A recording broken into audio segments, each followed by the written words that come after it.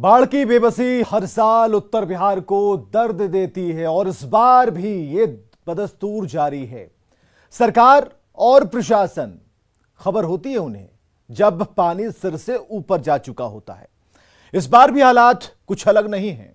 नमस्कार, मैं हूं विवेक और आप देख रहे हैं न्यूज 18 विशेष। बार बार बाढ़, कुछ तो करो सरकार।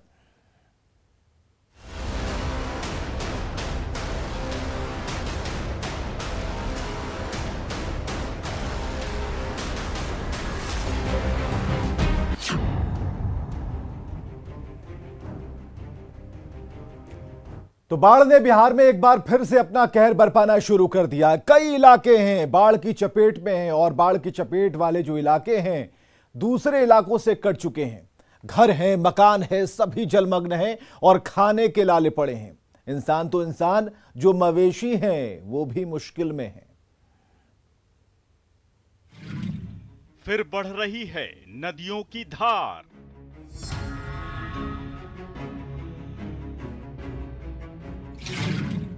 थमने लगी जिंदगी की रफ्तार।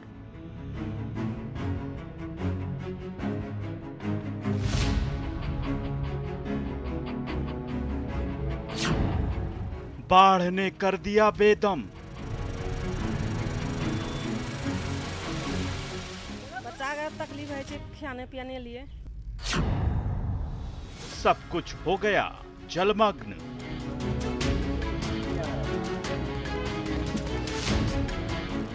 तो ये बर्बाद हो गया, वो सब चले गया। रो रहे घर वाले।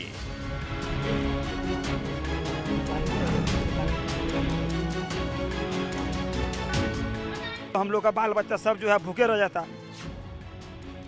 इंसान तो इंसान, पशुओं का भी जीना मुहाल।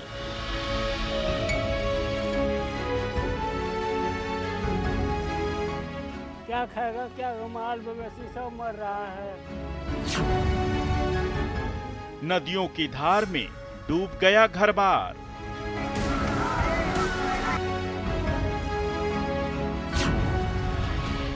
अब बस एक ही है गुहार।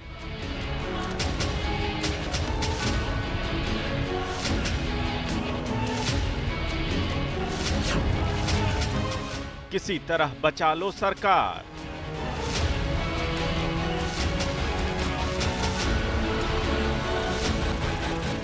उत्तर बिहार में आफत की आहट हो चुकी है। नदियां उफान पर हैं। नेपाल में बारिश ने उत्तर बिहार की धड़कनें बढ़ा दी हैं। नदियों का जलस्तर लगातार बढ़ता ही जा रहा है। स्थिति विकराल होती जा रही है। हर तरफ पानी ही पानी है। नदियां खतरे के निशान को पार करने पर आमादा हैं।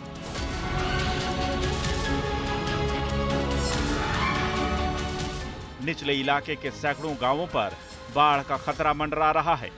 कहीं मकान पानी में समा रहे हैं तो कहीं मंदिर पानी में डूबा है।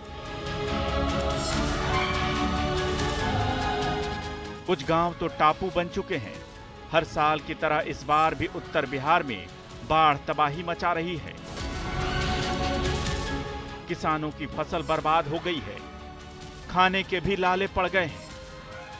अब बस एक ही है गुहार। किसी तरह बचा लो सरकार।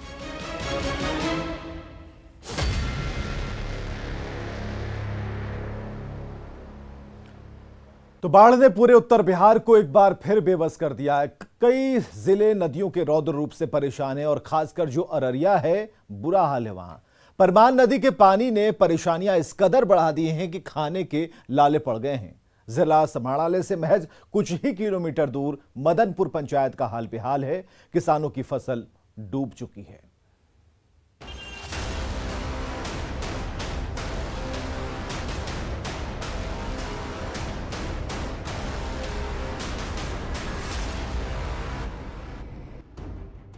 उत्तर बिहार में नदियां उफान पर हैं। बरस रहे आसमान ने धड़कनों को और भी तेज कर दिया है। कई जिले बाढ़ की जद में हैं, लेकिन अररिया में बाढ़ की त्रासदी सबसे ज्यादा दिख रही है।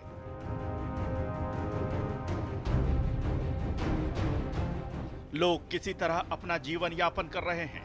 परमान नदी में आई बाढ़ ने लोगों को बेदम कर दिया है। बिहार का बड़ा हिस्सा हर साल बाढ़ से प्रभावित हो जाता है और अभी हम आपको जो तस्वीर दिखा रहे हैं वो तस्वीर अररिया ज़िले की है। ये जो है परमान नदी है जो अररिया ज़िला में बहती है और ये पूर्णिया बैसी में जाकर के इस नदी का विलय हो जाता है। और बताते चले कि ये परमान नदी जो है इसका जो है उद्गम स्थल है वो नेपाल में है। नेपाल में इस नदी को किसले नदी से जाना जाता है, लेकिन कहते हैं कि हर साल इस नदी के प्रकोप में बड़ा क्षेत्र जो है अररिया का वो प्रभावित होता है और इस बार भी प्रभावित हुआ है। हम आपको लिए चलेंगे, पूरी तस्वीर दिखाएंगे कि कैसे अररिया जिला इन दिनों जो है बाढ़ की चपेट में है। ये अररिया समाहरणालय है। यहाँ डीएम से लेकर एसपी, एसडीपीओ समेत तमाम बड़े सरकारी बाबू बैठते हैं। इस समाहरणालय से महज चंद किलोमीटर की दूरी पर बाढ़ का क्या हाल है, जरा देख लीजिए।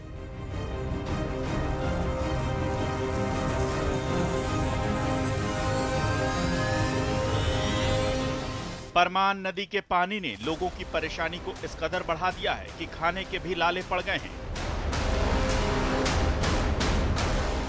एनएच से लेकर बसंतपुर टोला और मदनपुर पंचायत बाढ़ से बुरी तरह प्रभावित हैं। ये है मदनपुर पंचायत की तस्वीरें। बाढ़ की त्रासदी के कारण यहाँ रहने वाले लोग 2 वक्त की रोटी को लेकर भी परेशान हैं। खाने पीने की चीजों की समस्या हो गई है। बड़े तो किसी तरह अपने पेट की आग शांत कर ले रहे हैं, लेकिन बच्चे भूख नहीं झेल पा रहे। तो हम लोग को रोड पर आने का कोई साधन नहीं है सर। तो हम लोग को साधन जो है कम से कम फिलहाल नाव, उसके बाद तो रोड बनाना ही बनाना पड़ेगा। क्या हम लोग का कोई मतलब रोड पर आने के लिए कोई साधन नहीं है। अभी कुछ हो भी जाएगा तो इतना दिक्कत है, दूसरे आदमी से हम लोग नाव मांग करके तब अभी जो है रोड पर आते हैं, उसके बाद तब जाते हैं मार्केट मतलब सामान लाने के लिए। नहीं, अगर नहीं वो आदमी देता नाव सर तो हम लोग का बाल बच्चा सब जो है भूखे रह जाता। नहीं मार्केट जाएंगे तो सामान कैसे आएगा। तो आप चाहते हैं सरकार से कि नाव कम से कम उसका कम से कम हाँ सर, कम से कम नाव जो है हम लोग को दिया जाए और उसके बाद रोड तो देना ही देना है। रोड नहीं देगा तो फिर हम लोग जो है मेन रोड पर कैसे आएंगे गांव से। नहीं, वो तो पानी उतरेगा तब रोड बनेगा। फिलहाल नाव चाहिए। फिलहाल नाव चाहिए सर। हाँ, लाइफ लाइन नाव ही है अब यहाँ पे। जी जी जी हाँ, नाव चाहिए। खाना पीना के लिए क्या करेंगे, चौ तरफ पानी ही पानी है तो खाना वहाँ कहाँ मिलेगा। कौन देखने वाला है यहाँ? प्रशासन कुछ नहीं कर कोई प्रशासन यहाँ नहीं आया अभी तक। कल से हम लोग 5 घर जो है पानी में डूबे हुए हैं, लेकिन कोई देखने वाला नहीं है। किसी तरह गांव के लोग बाजार जाते हैं और अपने और आसपास के बच्चों के लिए खाने पीने का कुछ सामान लेकर आते हैं। इनका दर्द कम करने की जहमत ना तो स्थानीय जनप्रतिनिधि उठा रहे हैं और ना ही शासन प्रशासन के लोग। किसानों का हाल और भी बेहाल है। साल भर की मेहनत पानी में डूब गई है।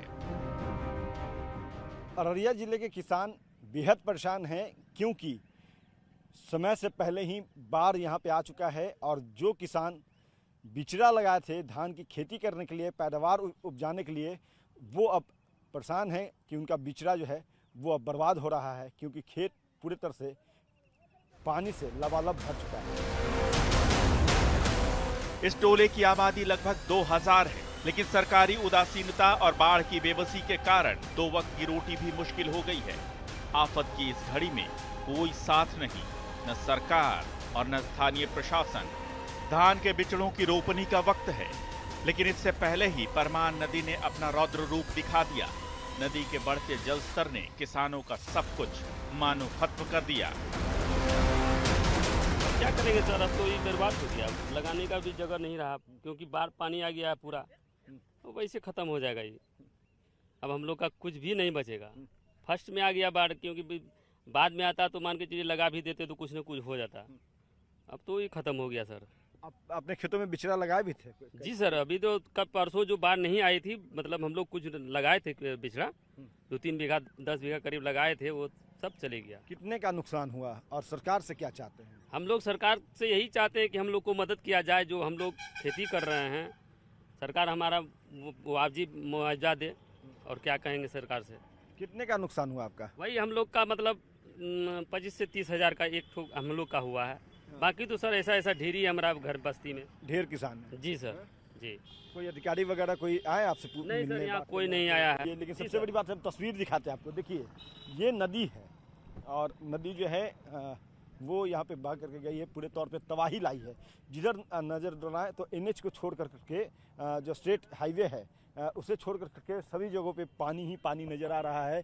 पूरा गांव जो है, आसपास का इलाका जो है वो जलमग्न हो चुका है। लोग किसी तरह अपने घर से निकल रहे हैं, ज़रूरत के सामान लेने के लिए आ रहे हैं, सामान की खरीदारी कर रहे हैं, वापस चले जा रहे हैं। और इस बीच जो है जो खेती बिहार का कह सकते हैं कि सबसे बड़ी रीढ़ होती है किसानों के लिए, वो अब बर्बाद हो रही है। ये बिचड़ा जो है वो किसानों ने लगाया था कि धान का पैदावार करेंगे, उपजाएंगे, खेती करेंगे, पसीना बहाएंगे खेतों में, और उसके बाद जो धान आएगा उससे अपना भी पेट भरेंगे और 2 पैसे उससे कमाएंगे। लेकिन बाढ़ में सब कुछ। बाढ़ के दौरान नाव ही एकमात्र साधन है जिसके सहारे लोग अपनी रोजमर्रा की चीजें खरीदते हैं। लेकिन यहाँ नाव की भी दिक्कत है। जैसे तैसे लोग खुद ही कोई इंतजाम कर अपनी मुश्किलों से लड़ रहे हैं। ये तो हुई जिला समाहरणालय से कुछ ही किलोमीटर दूर मदनपुर पंचायत की तस्वीर।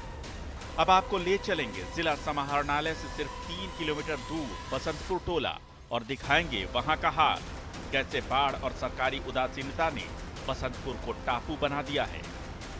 Bureau report, news 18।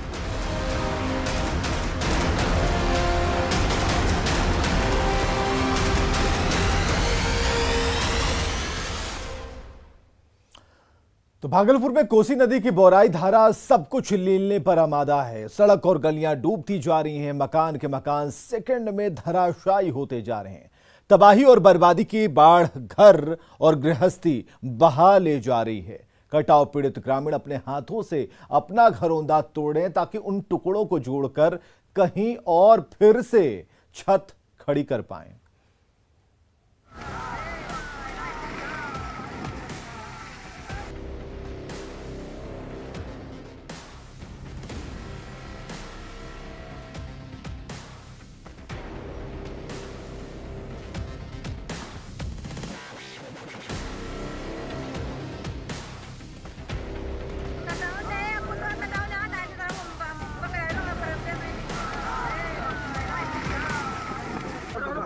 ईंट के टुकड़े गिरे, कुछ और टुकड़ों की बारिश हुई, सीमेंट के पिलर हिली, फिर तो उस पिलर पर खड़ी पूरी की पूरी छत और इमारत ही टुकड़े टुकड़े होकर कोसी नदी की धारा में विलीन हो गई।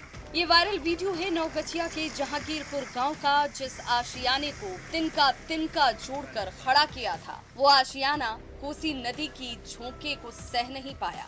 दिन ब दिन विकराल होती जा रही कोसी नदी की धारा ने इमारत की नींव को ही हिलाकर रख दिया। कंक्रीट के पिलर पर खड़ी बिल्डिंग एक ओर झुकी, ईंट के टुकड़े तिनके की तरह गिरने लगे और फिर देखते ही देखते पूरी की पूरी बिल्डिंग ही भरभरा कर ढह गई।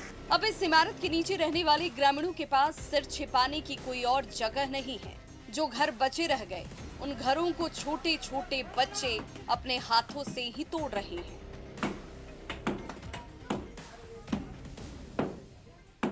क्या हो गया? कट रहा है। कट रहा है? हाँ। तो छोटे छोटे बच्चे हो के तुम लोग बीच में लगे हुए हो कि ईटा बच जाए? हाँ। क्या ईटा बच जा। कुछ दिन पहले तक मीलों दूर बहने वाली कोसी नदी ने अचानक से अपना रास्ता बदल दिया तो गोपालपुर के कई गांव नदी की जद में आ गए, जहां इन दिनों तेजी से कटाव जारी है। एक के बाद एक पक्के मकान दरकते जा रहे हैं। कोसी नदी के रौद्र रूप से परेशान कटाव पीड़ित ग्रामीण अपने हाथों से अपने आशियाने को एक एक ईंट अलग कर रहे हैं ताकि इन ईंटों को फिर से जोड़कर कहीं दूर नया घरौंदा खड़ा किया जा सके। जहांगीरपुर के हर एक ग्रामीण की यही त्रासदी है।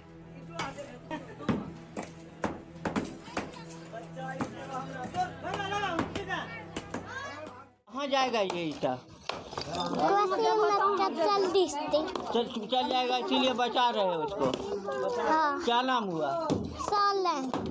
आप देख सकते हैं कि बच्चे भी जो है इस काम में लगे हुए हैं और लगातार जो है घर तोड़ने का काम किया जा रहा है। कोसी नदी के बाढ़ और कटाव से परेशान ग्रामीण अपने घर पर ही हथौड़ा चलाने को मजबूर हो गए हैं, क्योंकि जल्द से जल्द आशियाने के टुकड़े टुकड़े नहीं किए गए तो विकराल होती कोसी नदी उनके आशियाने को ही अपनी आगोश में ले लेगी। आशीष रंजन, न्यूज़ 18, भागलपुर।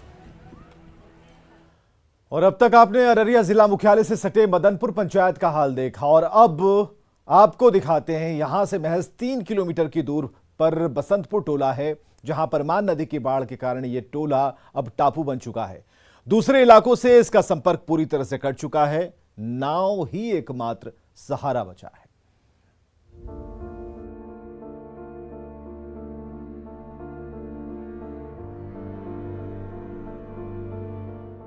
पूरा इलाका जलमग्न हो चुका है।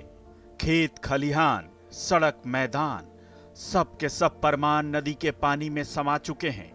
मदनपुर से आगे बढ़ते ही हमें परमान नदी का खतरनाक रूप नजर आने लगा। हर तरफ पानी ही पानी है। नाव ही एकमात्र जरिया है। बिना नाव यहां एक कदम भी चलना मुमकिन नहीं। इसी नाव के सहारे खाने पीने का सामान और दूसरी जरूरत की चीजें मयस्सर हो पाती हैं, वरना इस मुश्किल वक्त में 2 जून की रोटी भी मुमकिन नहीं। कुछ लोग इसी नाव से अपने पशुओं के लिए चारा लेकर जाते हैं ताकि वो जिंदा रह सकें। ये कहाँ ले जा रहे हैं बाबू आप? क्या नाम है? बकरी को खिलाने के लिए। क्या नाम है आपका? पप्पू चौधरी। कितना बकरी है आपके पास? 2 बकरी है। 2 बकरी है जी। बाढ़ में ही वो फंसा हुआ है, तो उसे लेकर सुरक्षित स्थान पर क्यों नहीं आया आप? अभी तो थोड़ा सा सुरक्षित है, थोड़ा सा और बढ़ेगा तब तो उसके बाद हम लोग इतना ही क्षति होता है कि और मत पूछिए। और चलने बुलने का भी रास्ता नहीं है गाँव का, और यहाँ नाव जरूरी चीज है। फिर हम लोग को चलने का कोई उपाय नहीं है, और हम लोग बड़ी मुश्किल से चलते हैं। हमारा घर कोसकीपुर है, खेती बाड़ी यही है हमारा। और कितना खेती बाड़ी आपका? हमको 25-30 बीघा जमीन है यहाँ। तो सब बह गया, डूब गया? सब सारा डूब के साफ हो गया। मर्चेंट था उसको भी डूब के नुकसान कितने का हुआ आपको? 300 बीघा साफ है। नहीं, नुकसान 1000 लाख कितने में? कम से कम 10 लाख का नुकसान है। ये बताइए कि आप ये जो नाव खेप रहे हैं, मुफ्त में खेपते हैं, लोगों को ले जाते हैं या पैसा लेते हैं? नहीं, मुफ्त में। मुफ्त में जी। तो बाहर तो लंबा समय तक रहेगा? हाँ, लंबा समय तो रहेगा। पहुँचाते हैं, लाते हैं। हाँ। कितने लोगों को डेली ले जाते हैं, पहुँचाते हैं? लगभग यहाँ से 30-35 आदमी डेली जाता है शाम में काम, सुबह से काम करने के लिए। हाँ। फिर शाम में आता है। मतलब 2 बार आप नाव फ्री में चलाते हैं? हाँ, हाँ, सेवा करते हैं। महिलाओं को सब मैदान उदान करने के लिए ले जाते हैं। अच्छा, और उनको अगर दवा की जरूरत है, खाना बनाने की जरूरत है? बसंतपुर टोला से दूसरे इलाकों तक जाने के लिए यही एकमात्र नाव ही सहारा है। गुड्डू कुमार शर्मा दिन भर लोगों को बसंतपुर से लाते और ले जाते हैं, और इसके लिए वो किसी से पैसे भी नहीं लेते। जैसे ही हम बसंतपुर पहुंचे, वहां का हाल देखकर हमें समझ में आ गया कि आखिर ये जगह टापू क्यों बन गया है और बाढ़ ने किस कदर यहाँ लोगों की मुश्किलें बढ़ा दी हैं। स्थानीय प्रशासन की तरफ से ना तो नाव का इंतजाम किया गया है और ना ही कोई और सहायता दी गई है। कैसे नावे का सहारे चलेगा, और यहाँ तो कोई व्यवस्था है नहीं, तो जिसे जीना है तो इसे जीना ही होगा। हम लोग को लिए कोई देखने वाला नहीं है। सरकार तो कहती है कि आपदा में सबसे बड़ा अधिकार जो है वो राजकीय कोष पर आपदा जो प्रभावित लोग हैं उनका होता है, तो क्या कुछ नहीं मिल रहा है? अभी तक तो कोई निकलने का हम लोग को कोई साधन नहीं दिया है। नाव से आते हैं, नाव से जाते हैं, साधन तो कोनो नहीं है। कुछ नहीं मिल रहा है? कुछ नहीं मिलने के लिए कोई सामान नहीं? कोई सामान नहीं। जब न्यूज़ 18 की टीम ने इन लोगों से बात की तो इनका दर्द छलक पड़ा। न तो यहाँ कोई इंतजाम है और न ही कोई दूसरी सुविधा। खाने पीने की चीजों की भी परेशानी है। पशुओं के लिए चारा तक उपलब्ध नहीं। क्या नाम है? बाढ़ का पानी खड़े घुसा हुआ है, तो क्या मिलेगा गरीब गुरबा को? देखिए कि खाने पीने बाजार जाने आने का साधन नहीं है। क्या खाएगा, क्या माल मवेशी सब। बच्चों को कैसे खिला रही हैं? बच्चा के तकलीफ है खाने पियाने लिए। की करबे, बाढ़ में बाजार हाट जेबे न करे छी, साधने न छी। घर में रहे छिए या निकले बकरी पटकरा सब चीज अग्ने डेरे में रखे छिए, पानी ढुकलो छै, की करबे? तकलीफ है छी की सब अनाज गल गया, पानी में भीग गया सब। हाँ, सब भीज गया की सब सारा अनाज डूब गया है पानी में, और अब खाने के लिए कुछ नहीं है। खाने के लिए जो है वो बाजार जाना पड़ रहा है। जाने के लिए नाव नहीं है। नाव एक नाव जो जिस नाव के सहारे हम यहाँ तक पहुँचे हैं बसंतपुर पंचायत। एक तरफ बाढ़ की त्रासदी तो दूसरी तरफ सरकारी उदासीनता ने लोगों की परेशानी बढ़ा दी है। जिंदा रहने की कौन कहे मरने के बाद भी लाशों का अंतिम संस्कार मुश्किल हो गया है। मन प्रभावित है, लोग रोजमर्रा के चीजों को पाने के लिए जद्दोजहद कर रहे हैं। वहीं एक तस्वीर ये भी है, ये देखिए हमारे सामने वो शब्दागिरी है जहाँ पे अंत्येष्टि होती है, लेकिन वो भी पूरी तरह से कह सकते हैं कि बाढ़ के चपेट में आ चुका है। लोग अंत्येष्टि करने के लिए भी जगह जो है। तो न्यूज़ 18 विशेष में आज के लिए बस इतना ही। कल फिर होंगे हाजिर एक और मुद्दे के साथ। तब तक बने रहिए हमारे साथ और देखते रहिए न्यूज़ 18 बिहार झारखंड।